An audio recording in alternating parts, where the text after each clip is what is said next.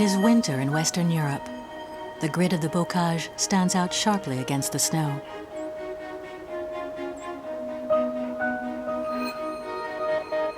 This familiar landscape is man-made, created centuries ago to mark land boundaries and protect livestock, and maintained ever since.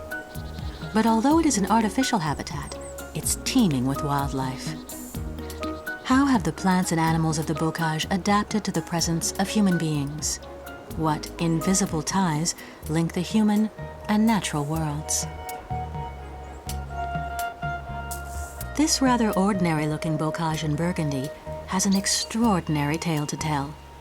Burgundy is one of the few European regions where Bocage landscapes have survived.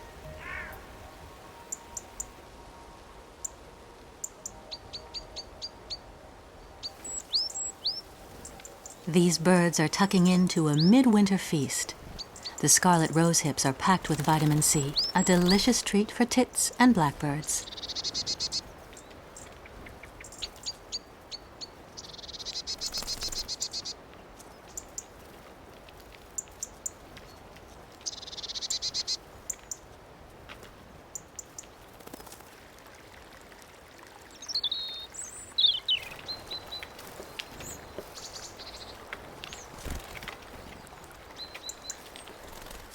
The robin prefers to dine alone.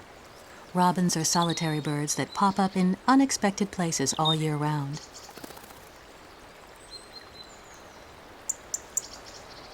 In winter, they puff up their feathers to create an insulating layer of warm air, like a built-in puffer jacket.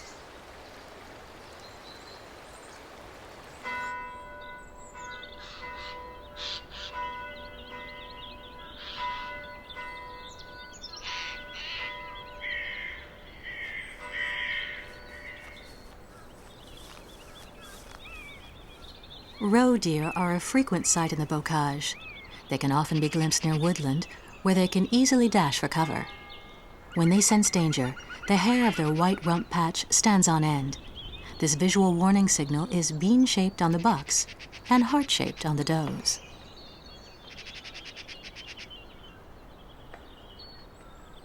This buck has lost a sizable tuft of hair, probably snaggled on a barbed wire fence. He's starting to lose his gray winter coat, one of thousands of signs that spring is on its way.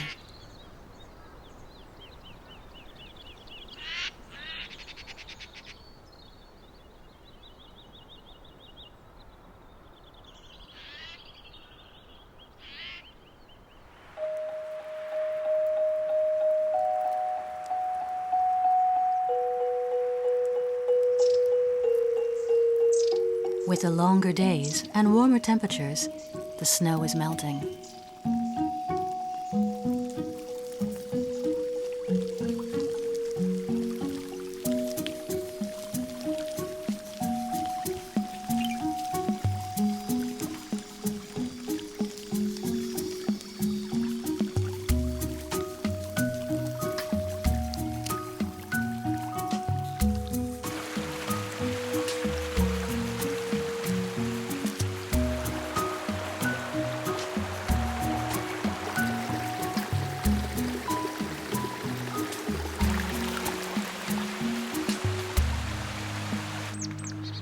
In the Bocage, rivers still wind erratically along their natural courses, contrasting with the straight lines of the hedges.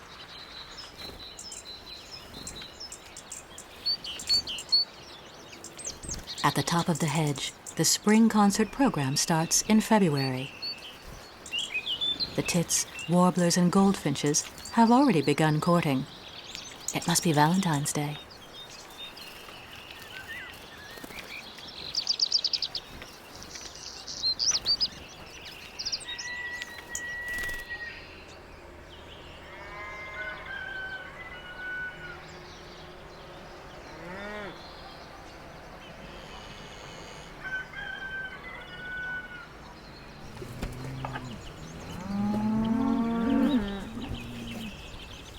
The cows in the meadows have front row seats for the concert. Like the other mammals, they are shedding their winter coats. Unbeknownst to them, tufts of cow hair are the perfect wedding present for birds. They are busily gathering nesting materials from the ground where the cattle have been.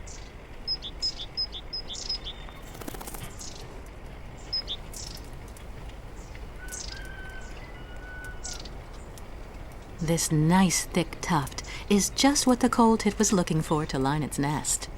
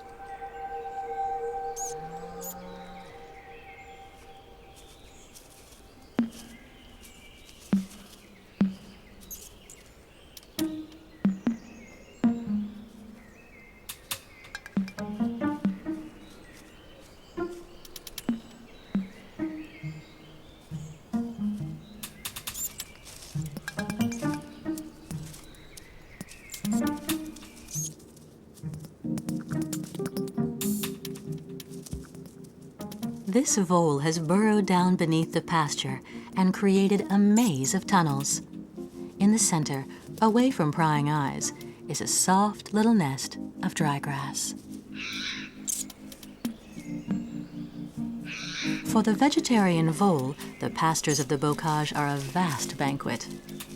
Like all rodents, voles never stop nibbling. So to make up for the constant wear, their teeth never stop growing.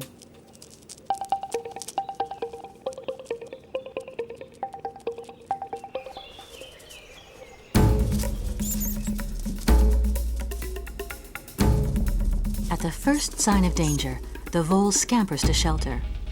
Voles are hyperactive creatures with a life expectancy of only a year and a half. To compensate for their short lifespan, a very, very fast rate. A female vole can give birth to up to 60 young in one breeding season.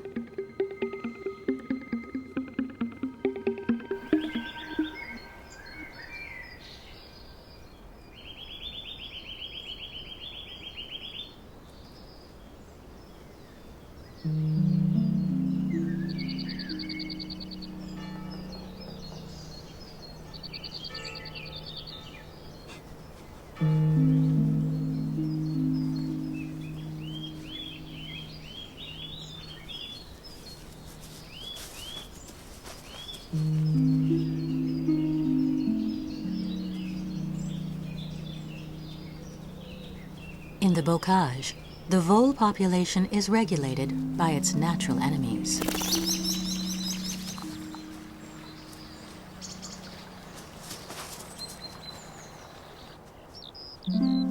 The red fox is the most active of the vole's predators.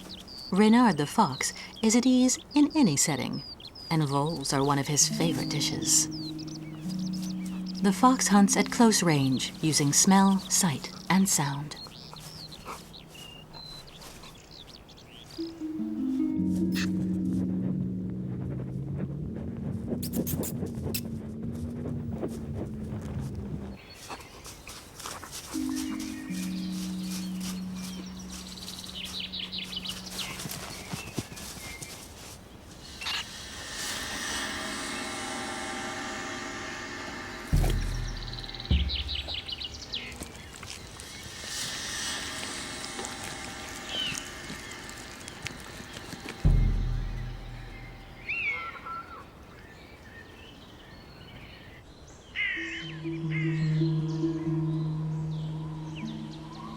Foxes have to compete for voles with buzzards, the rival super predator of the Bocage.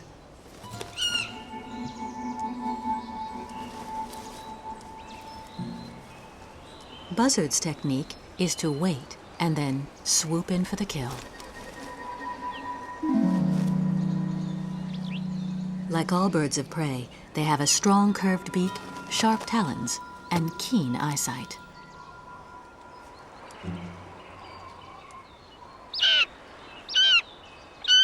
Whatever their preferred technique, these predators do humans a service by eliminating rodents that would otherwise damage crops.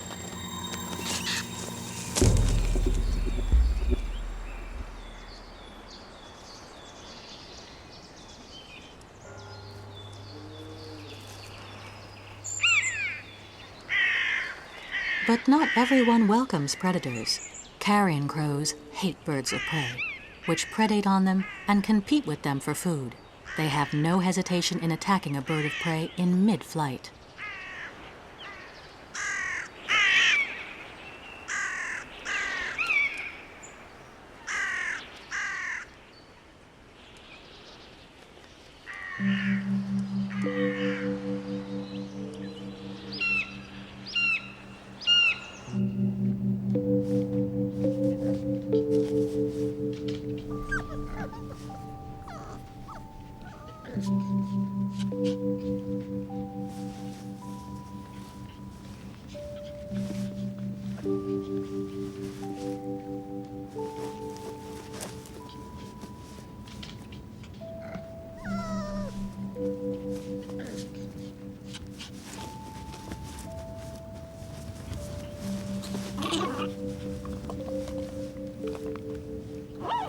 In an earth tucked secretly away underneath the hedge, the vixen has given birth to her cubs. At barely a fortnight old, the cubs have yet to open their eyes.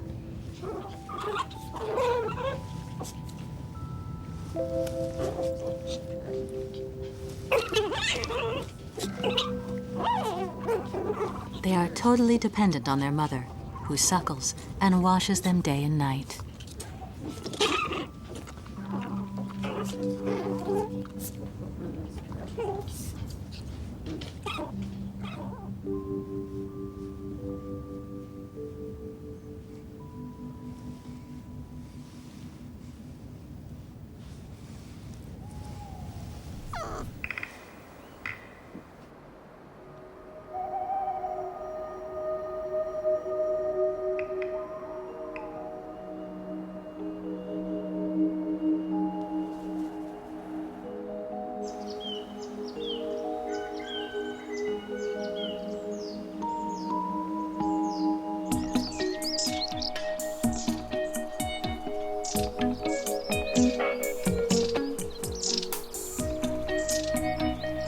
It is March. The sun's rays are reawakening the landscape. Animals that were nowhere to be seen all through winter are popping up along the wayside.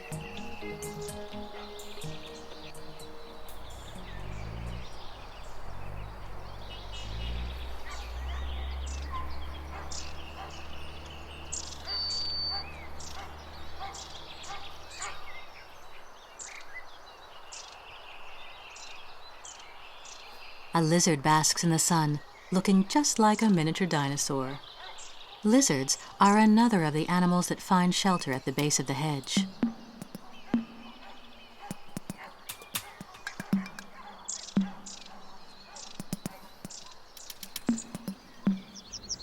While the lizard lounges, the ants mill. They too are waking up, sent into a frenzy by the first few fine days.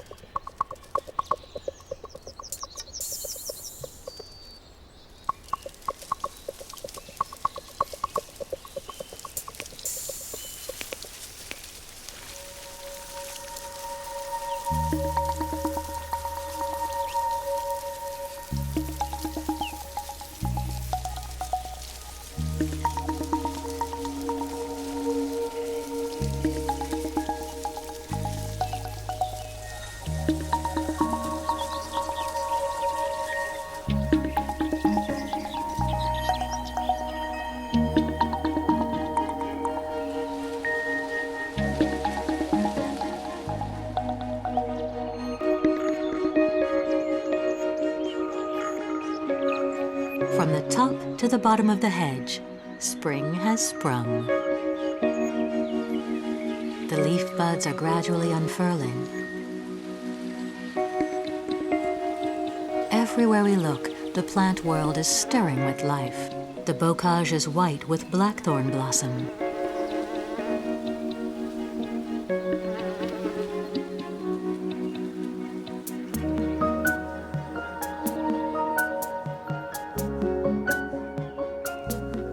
In the lee of the hedge, the daisies, or days' eyes, open their petals to the sun. Dandelions entice insects with their fragrance and bright colors.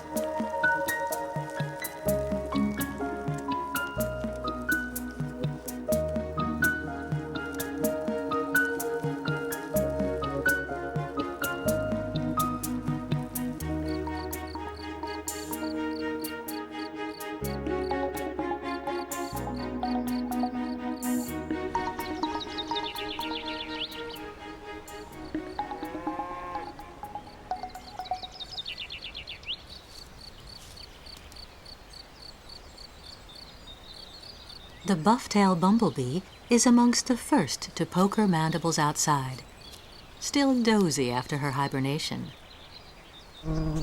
Before she can take off, she has to raise her body temperature by beating her wings.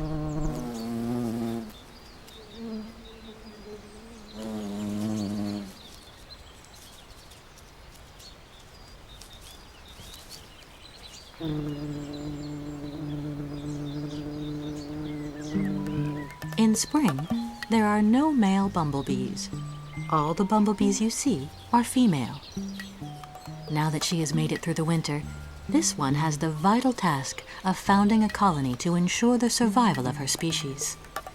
The first step is to gather her strength by foraging for pollen and nectar.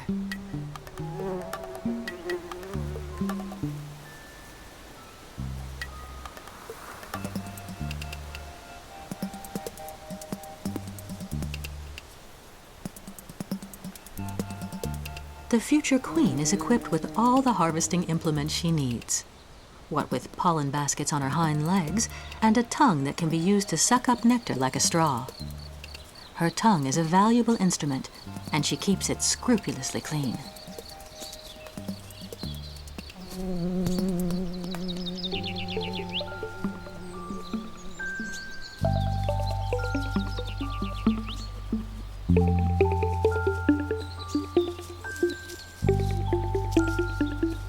The second step, finding a site for her colony, is crucial.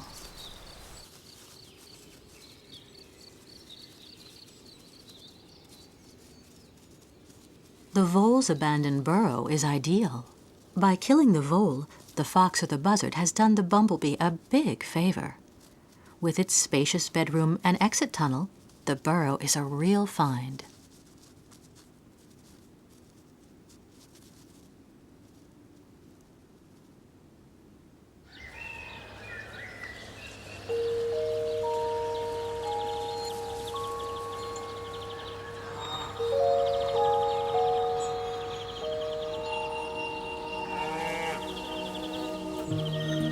It's April. Spring is bursting out all over in the Bocage. Now that the hedge is in full leaf, its thick wall of vegetation offers even better protection for both plants and animals.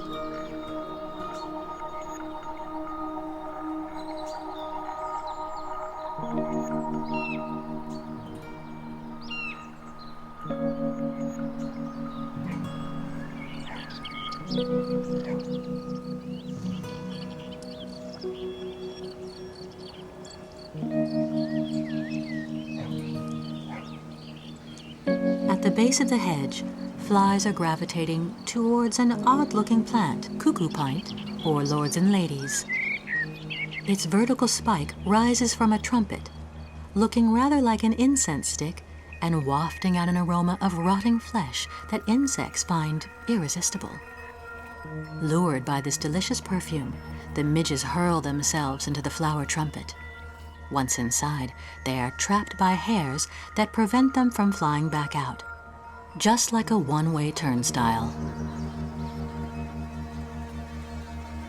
The plant keeps them prisoner for several days until they are covered in pollen. 20 or 30, or even as many as thousands of them may be trapped inside. When their prison wilts, they will fly off and be trapped by other cuckoo pints, pollinating them in the process.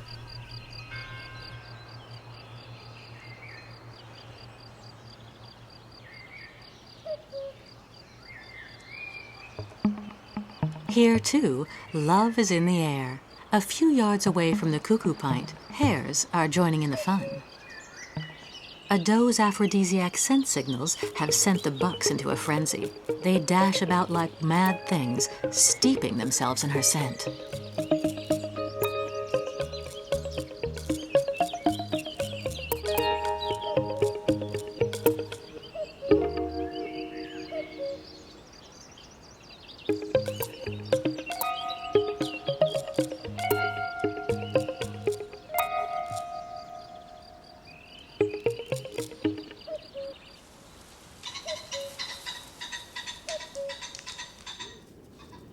Back in the bumblebee's domain, the future queen has finished her spring cleaning. The vole's former residence is now fit to house her offspring.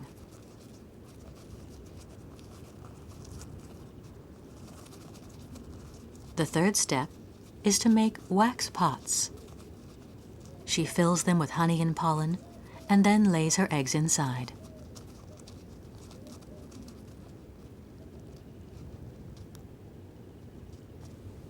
In cold weather, she broods her eggs, shaking her body to raise the temperature and warm the little cradles.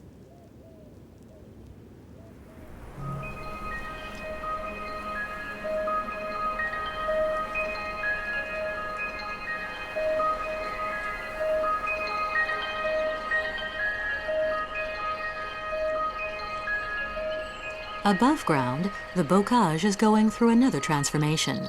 The blackthorn's white has vanished, and the dog rose is now the star of the show. Dog roses are the wild ancestors of cultivated roses. They are great favorites with pollinating insects, including honeybees, which are related to bumblebees. These bees have just swarmed. Their hive was getting too crowded. Followed by her army of worker bees, the queen stops to rest in the middle of the hedge before finding the ideal place for a new colony.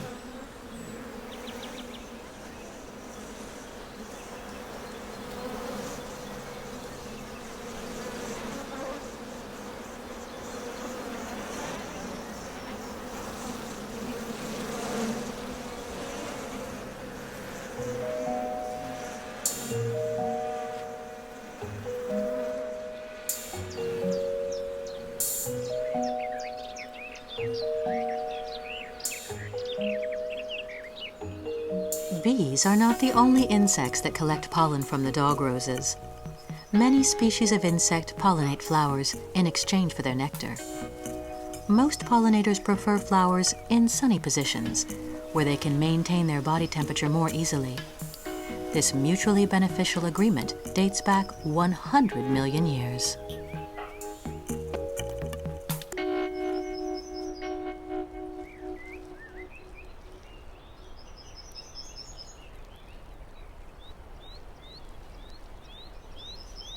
To become a beautiful butterfly, this hungry caterpillar has to consume vast quantities of dog rose leaves.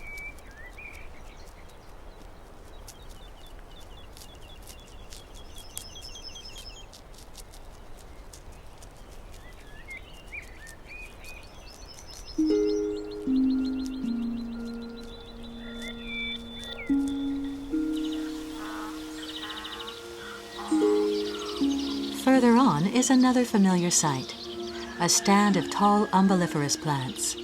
Like the cuckoo pint, they are well worth a closer look. These tiny flowers make a flat surface that is easy for insects to land on.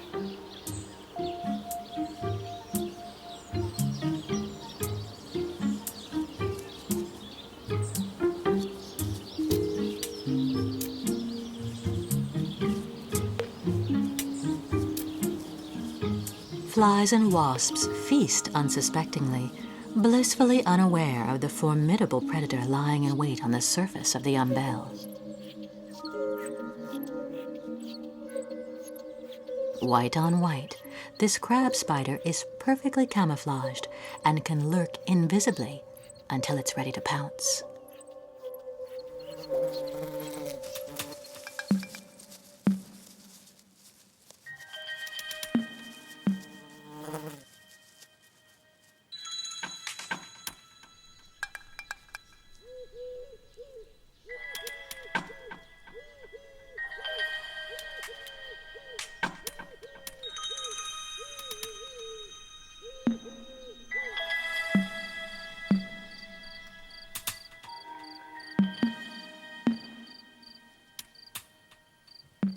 Every nook of the hedge houses miniature ecosystems in which miniature predators and prey are hunting and being hunted.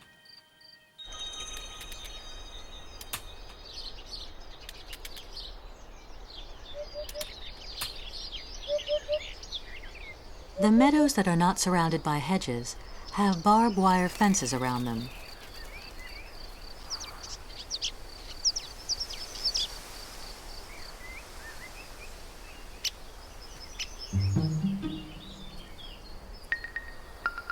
The great spotted woodpecker climbs fence posts just as it would a tree trunk. While searching for insects, it disturbs a red-backed shrike.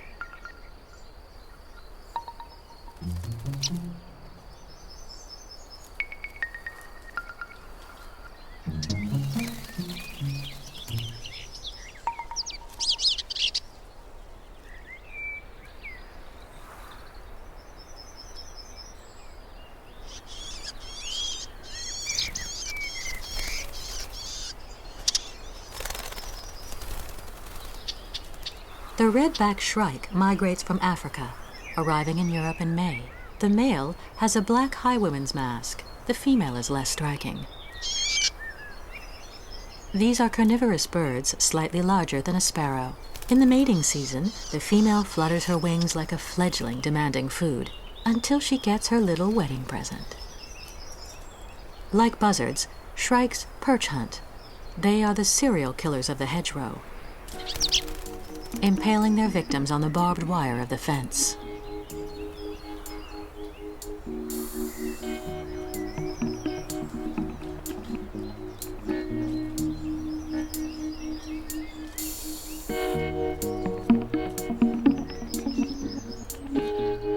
This pair have killed an entire family of voles to feed their own offspring.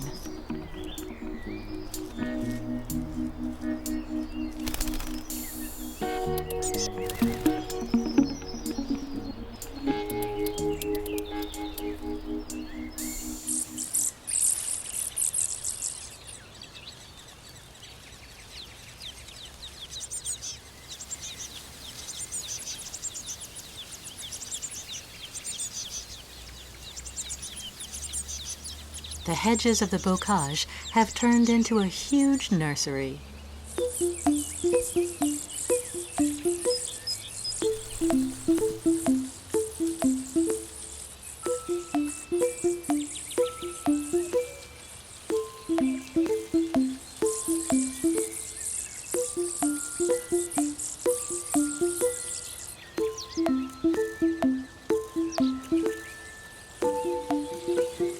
Tits, wagtails, and chaffinches feed their young on insect larvae they catch in the vicinity of the nest. A pair of tits may bring their young as many as 1,000 meals a day.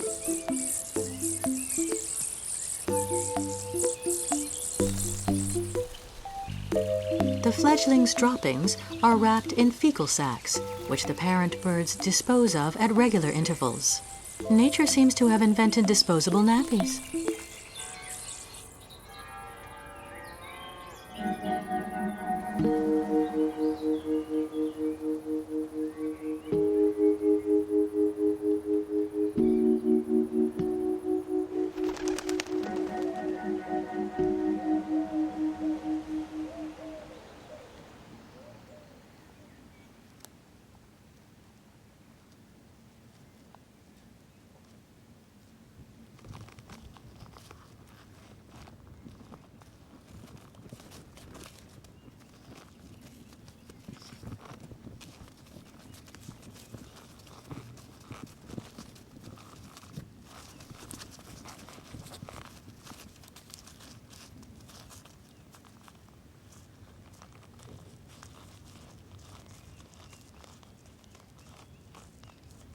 In the underground colony, a first worker bee struggles out of her cell.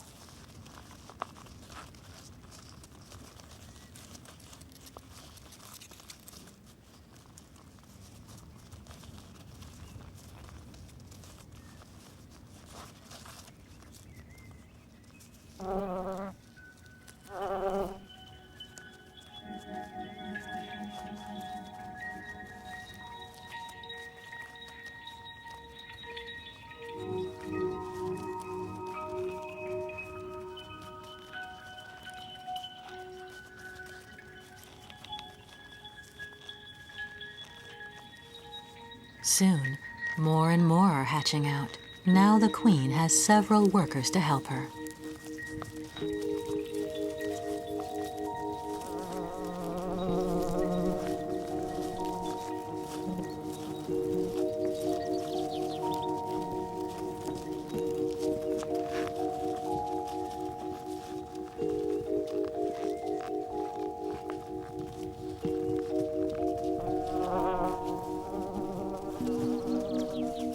Some set about reinforcing the honeypots or feeding their younger sisters. Others venture out to forage for the valuable flower pollen of the bocage.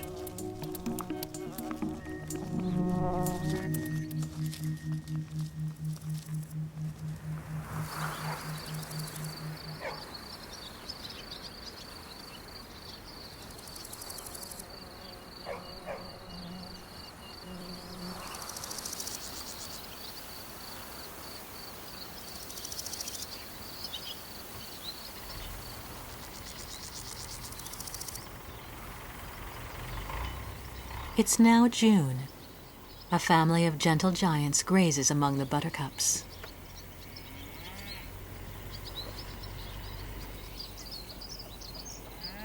Grazing cattle actively help maintain the equilibrium of the bocage,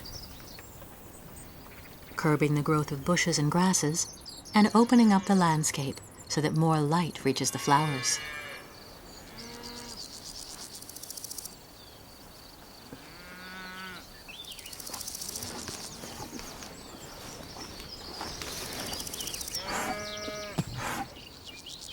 The bull is not necessarily in charge of the herd. He often keeps his distance and takes an interest in the cows, mainly when they are in heat.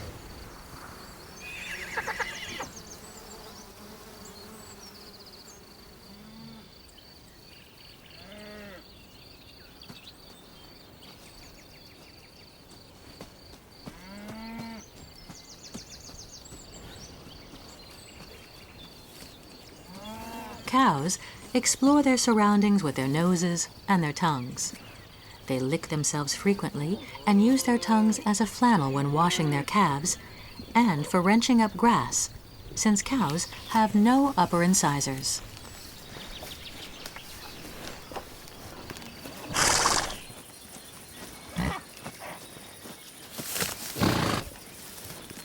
Horses are better equipped for grazing. They have a full set of teeth. Without these domestic animals, there wouldn't be anything like so many flowers and insects in the meadow.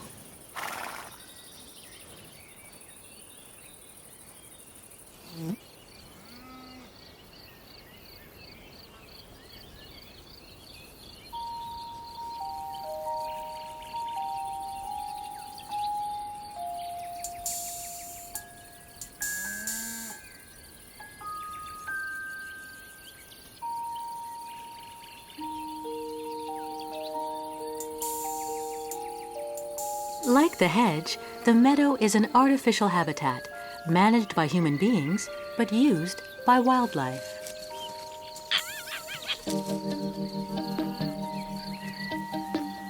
The vixen and cubs use both. The bocage provides them with a place to rest and a hunting ground, or a playground for the cubs.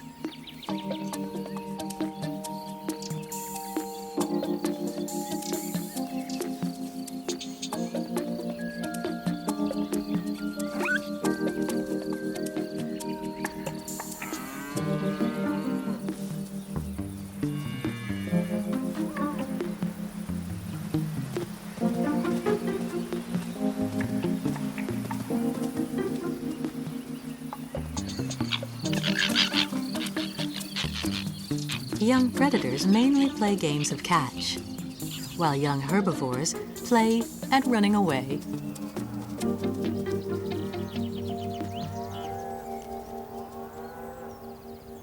The female roe deer leads her fawns to the lushest grazing, keeping a sharp eye out for danger.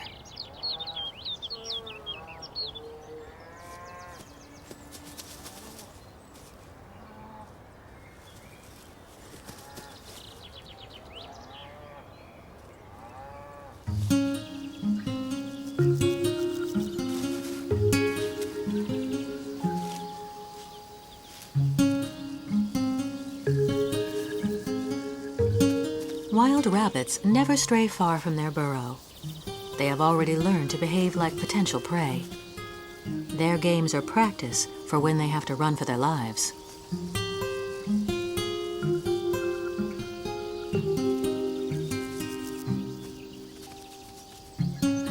Both prey and predators are learning techniques for survival.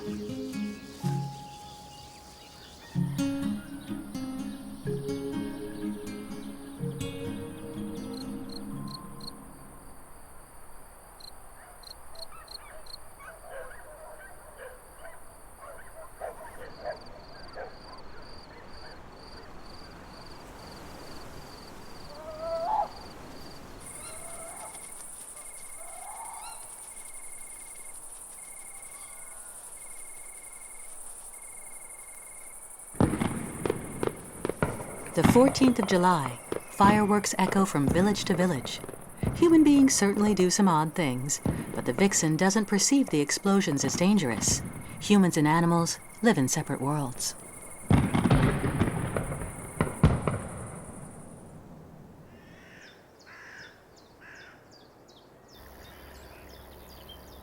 In July, the meadow is cut for hay. Great news for predators. Prey are easier to spot now, and the vixen makes the most of the opportunity.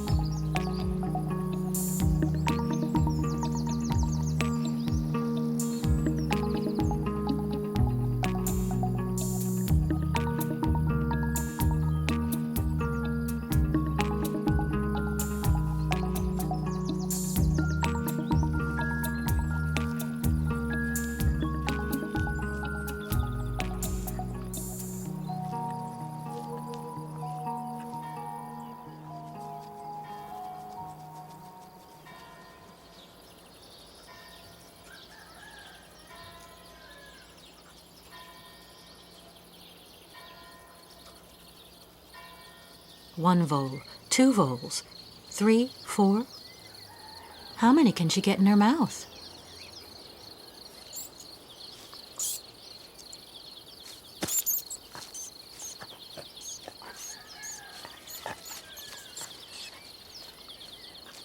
To feed her cubs, the vixen hunts tirelessly almost day and night. In a year, one vixen may kill several thousand rodents.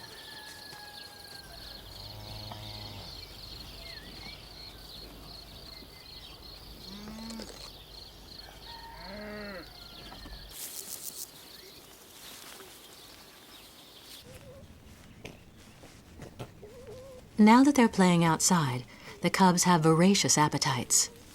The vixen keeps them in order. She is a strict mother, scolding and punishing the cubs when they step out of line.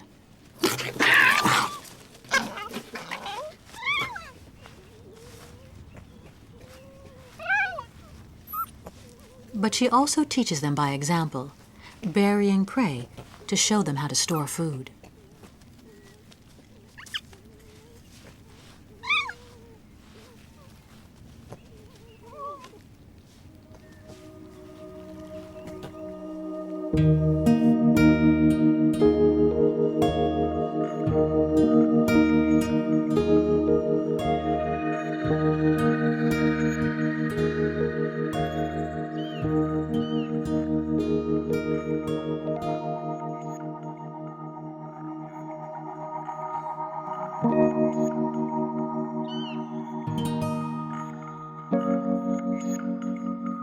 It's late July, and the haymaking season is nearly over. The landscape is now dotted with hay bales. Once again, human intervention has transformed the bocage.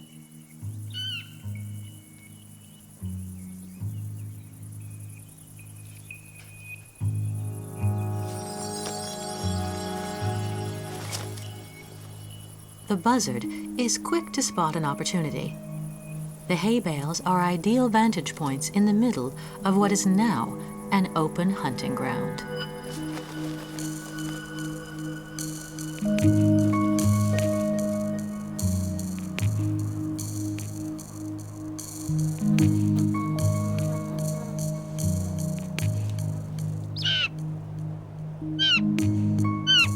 Buzzards have a secret weapon.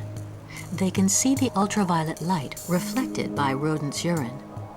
All the buzzard has to do is watch the urine trails until a rodent comes along.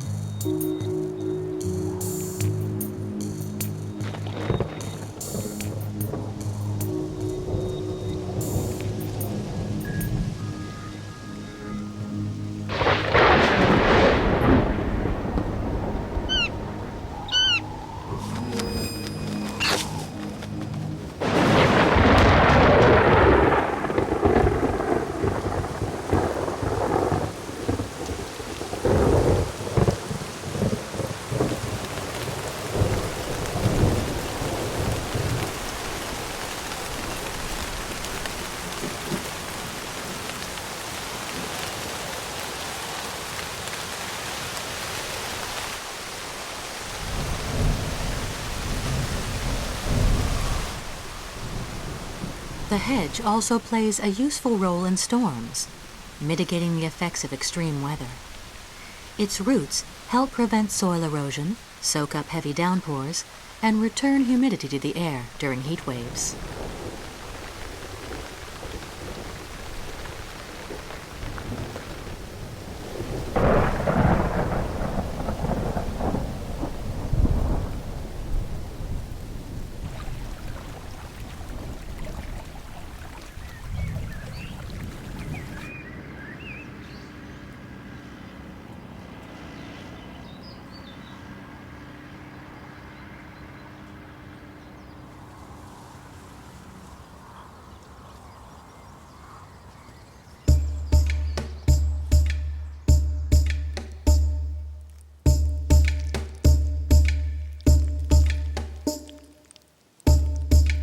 Cows may not like rain, but there's one horned beast that likes nothing better than a wet day. Snails can go without food for several years, but they have to have water to survive. They are truly odd creatures. Each snail is both male and female and has a head on the end of its foot, eyes on stalks, teeth on its tongue, and its anus in its nostril. Their eggs come out of their heads and they drink through their skin.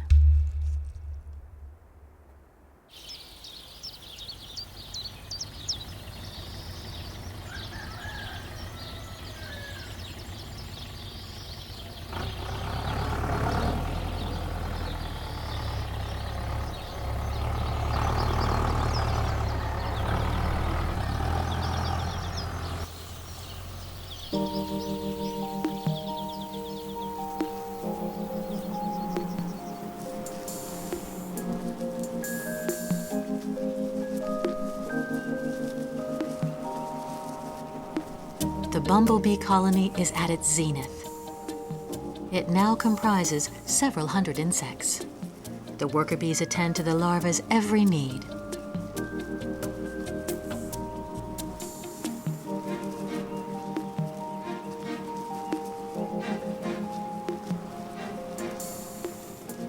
If they are well fed, some will become fertile males and females capable of perpetuating the species in their turn.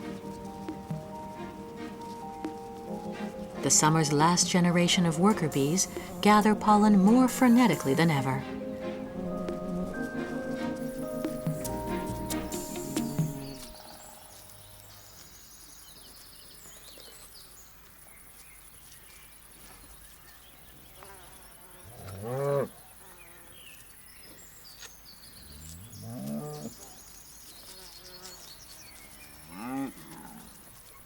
Clover is one of the bumblebee's favorite flowers.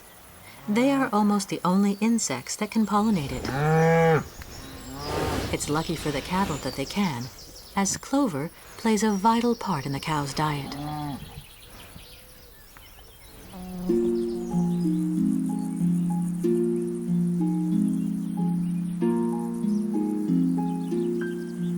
Towards the end of August, the hedgerow fruits start to ripen. The hedge enters a red phase. The dog rose looks quite different now. Pollinated by bumblebees, honeybees, and other insects, the delicate blooms have turned into scarlet fruit known as rosehips.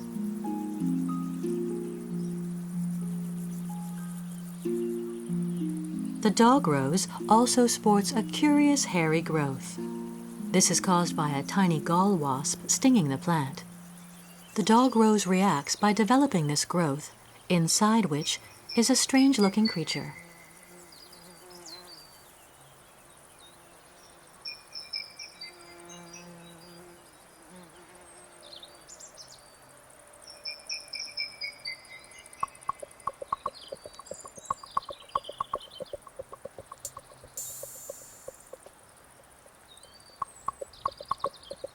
This little monster is the larva of the gall wasp.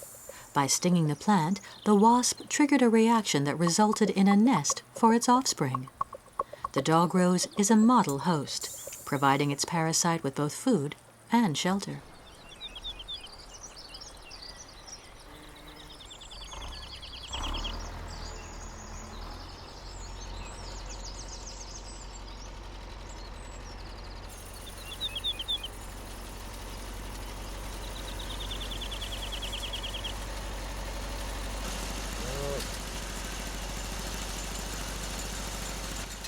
A mechanical monster is invading the bocage. Tractors have replaced the old hedge cutting tools, but the process is basically the same as ever: human beings cutting hedges.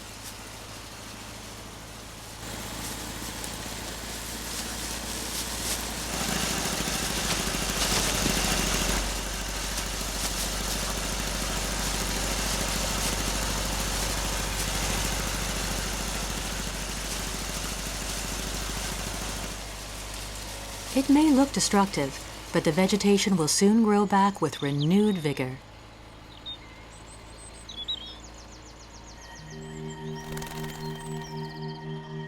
All summer long, the hedge has been home to wildlife. It will revive and go on to play host to the next generation.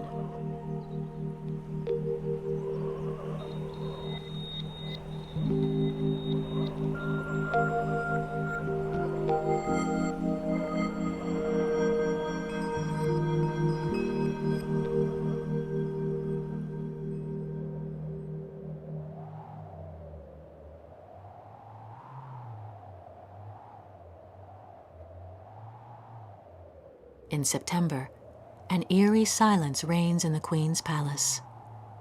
The bumblebee colony is dead.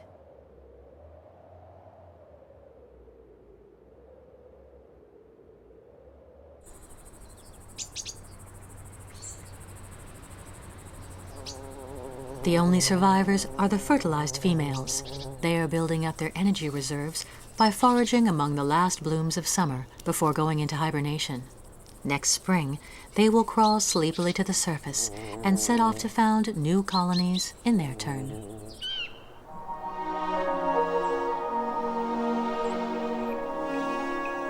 We have witnessed one of the great cycles of the bocage, in which humans and animals' lives are bound together by strong, albeit invisible ties. It starts with the vole. By killing the vole, a fox or a buzzard frees its burrow to become a nesting site for the bumblebee. The bumblebee forages in the meadow and pollinates its flowers. The cows grow fat on the meadow's clover. The fox and the buzzard unwittingly help the cattle. The tale of the bocage contains a lesson. In bocage landscapes, human beings and wildlife share the same territory, providing each other with a wealth of services. The balance of nature we have observed dates back to a time when farmers knew how to cooperate with nature.